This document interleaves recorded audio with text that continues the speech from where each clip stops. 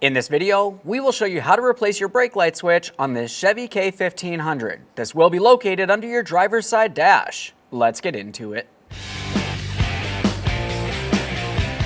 Okay friend, let's get started on our job. We're going to make our way underneath the driver's side dash. Locate your brake pedal and follow it all the way up underneath the dash area. Now looking up in this area, the first thing we're going to do is disconnect our electrical connector. For this, I'm just going to use a small pocket screwdriver. You could try using your fingers. It can be a little bit difficult. Just make your way up inside this area right here. That's where the locking tab is. We'll pull this down and out of position. Now once you have that disconnected, a quick inspection for corrosion. That looks good. We'll set that wiring harness aside.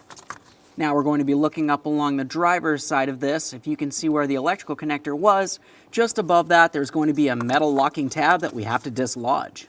Now that we have the electrical connector disconnected, I'm going to make my way straight up from there, and you can see where this metal clip is.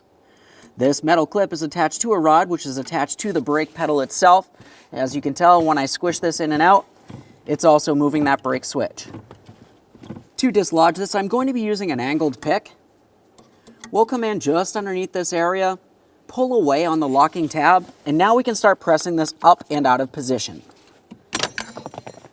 Now let's just give this a quick inspection, make sure it's not rotted and weak. This is a safety concern.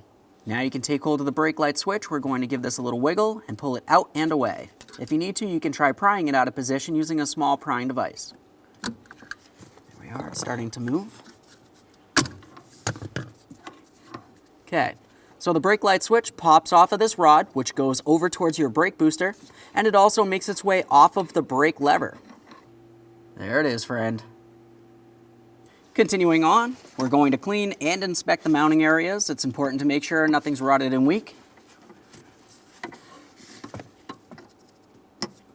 Both of those areas look good. Now it's time to install our brand new brake lamp switch. When installing this, we're going to take the rod that goes towards the brake booster and slide it straight through this slot. After that, we'll just go ahead and slide this shaft through the port. Now we'll try aligning this. This part can be frustrating. It's a little bit difficult to see and do at the same time. Just start that through. That on there. Press that together as far as possible. You need to confirm you can see the groove on this stud so we can install our locking clip. Do not continue on without the locking clip.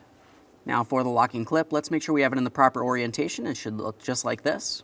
Looking along the back side, which would be up against the brake lamp switch, you can see the circular port, and you can also see that portion of the locking clip that's going to hold up against that small rod right here. Let's go ahead and press this in up against that area, and then we're going to pull it down to the fully locked position.